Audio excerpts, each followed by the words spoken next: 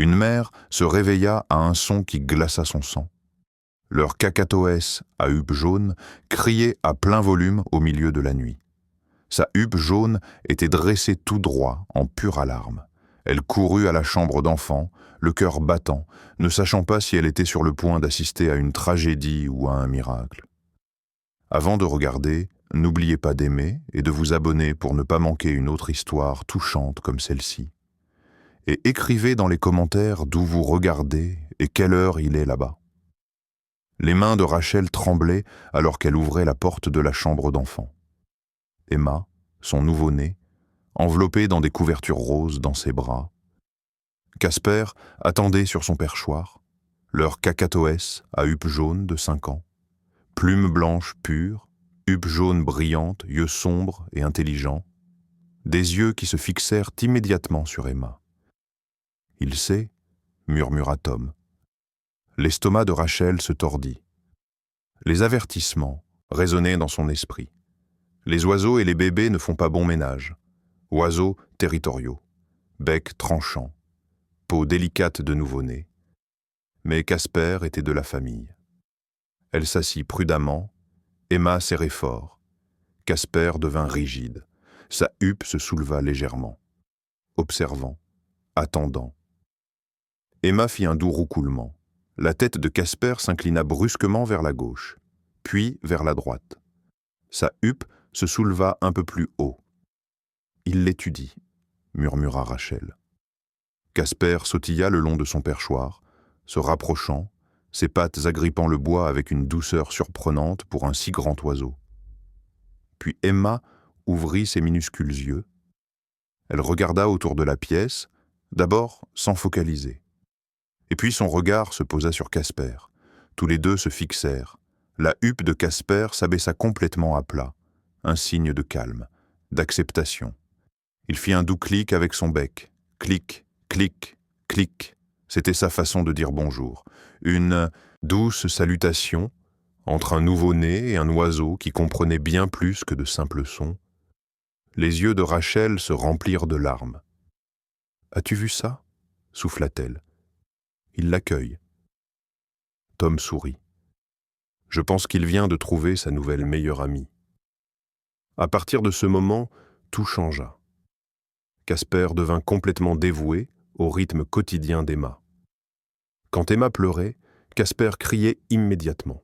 « Bébé, bébé pleure !» Sa voix était claire et étonnamment forte, résonnant dans toute la maison. Rachel accourait, et là Casper était sur son perchoir près du berceau, sa huppe à mi-hauteur, inquiet, protecteur. « Il est comme un babyphone vivant », plaisantait Tom. Mais c'était plus profond que ça. Casper commença à apprendre le nom d'Emma. Cela commença un matin quand Rachel se pencha sur le berceau et murmura « Bonjour Emma ». De son perchoir, la huppe de Casper se dressa d'un coup. Pleine attention. « Emma », répéta-t-il lentement, testant le mot.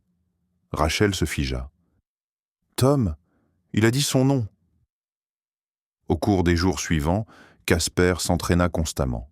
« Emma, Emma !» Et puis il commença à l'utiliser intentionnellement. Quand Emma se réveillait d'une sieste, Casper appelait doucement. Emma réveille. Bonne fille, Emma. Quand elle était difficile, il roucoulait doucement. Chut, chut, Emma. Bon bébé.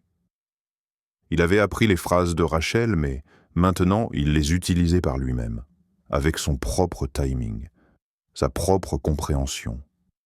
Emma gloussait quand elle entendait l'appel distinctif de Casper, un joyeux « bonjour » qu'il avait créé juste pour elle.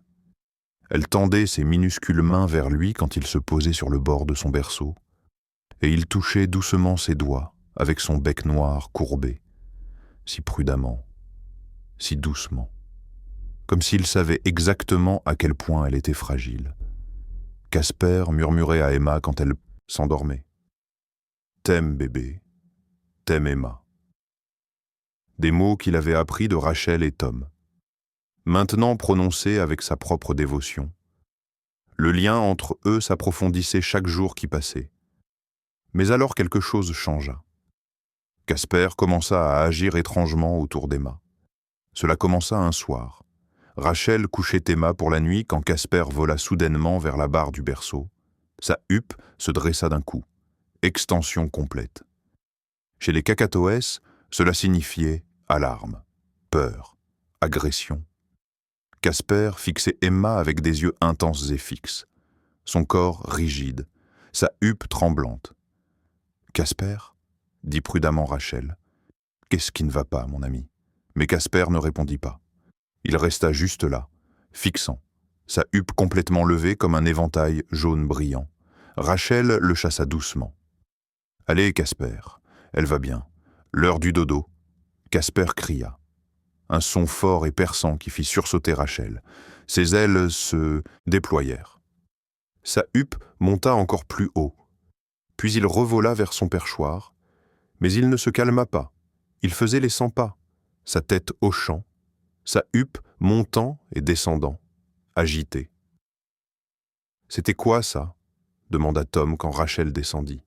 « Je ne sais pas, » dit Rachel en fronçant les sourcils. Il la fixait juste, avec sa huppe levée, comme s'il avait peur ou était en colère ou quelque chose comme ça. Le comportement continua. Chaque soir, quand Rachel couchait Emma, Casper volait vers le berceau. Huppe levée, corps tendu, fixant. Parfois, il criait fort, juste à côté de la tête d'Emma.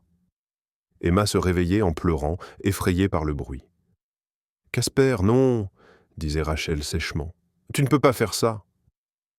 Mais Casper ne s'arrêtait pas. Un après-midi, pendant qu'Emma faisait la sieste, Casper se posa directement sur le bord du berceau. Sa huppe était complètement étendue. Il se pencha vers le visage d'Emma. Son bec s'ouvrit légèrement. Rachel le vit et son cœur faillit s'arrêter. Elle courut et attrapa Casper brutalement, le tirant au loin. « Non, Casper, méchant oiseau !» Casper cria en protestation, un son assourdissant qui résonna dans toute la maison. Ses ailes battaient contre les mains de Rachel. Sa huppe tremblait d'agitation. Emma se réveilla en hurlant. Tom apparut dans l'embrasure de la porte, le visage pâle. Que s'est-il passé ? Il était juste au-dessus de son visage, dit Rachel, la voix tremblante. Avec son bec ouvert, je ne sais pas ce qu'il allait faire. Ce soir-là, Rachel et Tom s'assirent ensemble, épuisés et inquiets. « Nous devons le garder loin d'elle, » dit fermement Tom. « Ça va trop loin. » Le cœur de Rachel se serra. Elle aimait Casper. Il avait été son compagnon pendant 5 ans, mais elle ne pouvait ignorer ce qu'elle avait vu. La tupe levée, les cris, le bec près du visage d'Emma. « Peut-être que tu as raison, » dit finalement Rachel. Juste pour un petit moment. Le lendemain matin, ils déplacèrent la cage de Casper dans le salon, loin de la chambre d'enfant. Casper protesta bruyamment. « Emma, Emma !» appelait-il encore et encore, sa voix remplie de détresse. Sa huppe se levait et s'abaissait frénétiquement. Rachel pleura en fermant la porte de la chambre d'enfant. Elle avait l'impression de le trahir. Mais elle était d'abord la mère d'Emma. Et les mères protègent leurs bébés, même de ceux qu'elles aiment. 3 nuits plus tard, tout changea. Il était 2h47 du matin. Rachel et Tom dormaient profondément. La maison était silencieuse, paisible. Emma dormait toute la nuit dernièrement. 8 mois et enfin sur un bon rythme. Mais dans la chambre d'enfant, quelque chose allait terriblement mal. Emma s'était réveillée. Elle avait trouvé son jouet préféré dans le berceau. Une petite girafe en caoutchouc avec une tête qui couinait. Elle l'avait mâchée plus tôt dans la journée. Maintenant, dans le noir, elle la ramassa et la mit dans sa bouche. Mais cette fois, le couineur se détacha. Il était petit, rond. La taille parfaite pour bloquer les voies respiratoires d'un bébé. Emma essaya d'avaler. Le couineur se logea dans sa gorge. Elle ne pouvait pas respirer. Elle ne pouvait pas pleurer. Elle ne pouvait faire aucun son. C'est ce qui rend l'étouffement si terrifiant. Il n'y a pas de bruit, pas d'avertissement, juste le silence. Dans le salon, Casper se réveilla soudainement. Quelque chose n'allait pas. Il pouvait le sentir. Les cacatoès sont incroyablement sensibles à leur environnement, aux changements de pression atmosphérique, à l'absence de son, au danger. Emma devrait faire des bruits de respiration douce, le rythme doux que Casper avait écouté chaque nuit pendant 8 mois. Mais maintenant, il n'y avait rien. Silence. La huppe de Casper se dressa d'un coup. Alarme complète. Il s'envola de son perchoir et fila vers les escaliers. Il n'était jamais monté à l'étage la nuit, mais il n'hésita pas. Il vola directement vers la chambre d'enfant. La porte était fermée. Mais il y avait un espace en bas, juste assez. Casper atterrit et se faufila, ses plumes blanches pressées à plat contre le sol. Il atteignit le berceau. Emma était là, son minuscule corps sursautant, son visage devenant bleu, sa bouche ouverte mais aucun son n'en sortait. Tout le corps de Casper devint rigide. Sa huppe s'étendit à hauteur maximale, chaque plume de son corps se dressa, et puis il hurla. Pas un appel normal de cacatoès, c'était différent.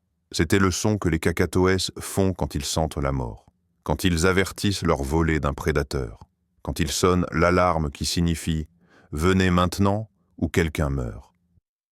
C'était un son qui pouvait réveiller les morts, un cri perçant et déchirant qui secoua les fenêtres. « Danger, danger, Emma, Emma !» Encore et encore, au volume maximum, plus fort que n'importe quel son qu'un oiseau devrait pouvoir produire. Rachel se réveilla instantanément.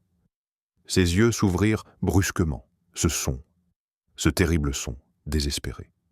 « Tom !» hurla-t-elle. Ils coururent tous les deux. Tom atteignit les escaliers en premier, Rachel juste derrière lui.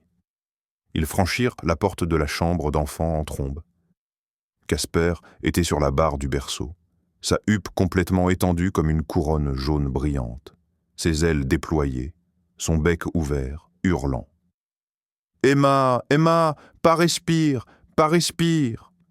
Rachel regarda en bas, son sang se glaça. Le visage d'Emma était bleu, son petit corps sursautait, ses yeux étaient écarquillés et terrifiés. Mais pas de son, pas de pleurs, rien. « Elle s'étouffe !» cria Tom. Il attrapa Emma et la retourna. 5 tapes dans le dos entre les omoplates. Rachel sanglotait. « S'il te plaît, s'il te plaît, s'il te plaît. » Rien. Tom retourna Emma face vers le haut, 2 doigts sur sa minuscule poitrine. 5 poussées rapides. « Allez, bébé, allez !» Casper hurlait toujours. « Emma, aide Emma !» Tom refit les tapes dans le dos, plus fort cette fois. Et puis ça arriva. Un petit couineur en caoutchouc s'envola de la bouche d'Emma et frappa le sol. Emma haleta. Une énorme inspiration désespérée. Et puis elle hurla. Le plus beau son que Rachel ait jamais entendu. Tom serra Emma contre sa poitrine, tout son corps tremblant. Rachel s'effondra à genoux, sanglotant. La huppe de Casper s'abaissa lentement, complètement à plat. Il fit un doux clic. Clic, clic, clic, calme, sûr. Crise terminée. Il vola sur l'épaule de Rachel et pressa sa tête contre sa joue. « Bon oiseau !» sanglota Rachel. « Tu l'as sauvé, Casper. » Cette nuit-là, ils ramenèrent le perchoir de Casper dans la chambre d'enfant, juste à côté du berceau, où il appartenait.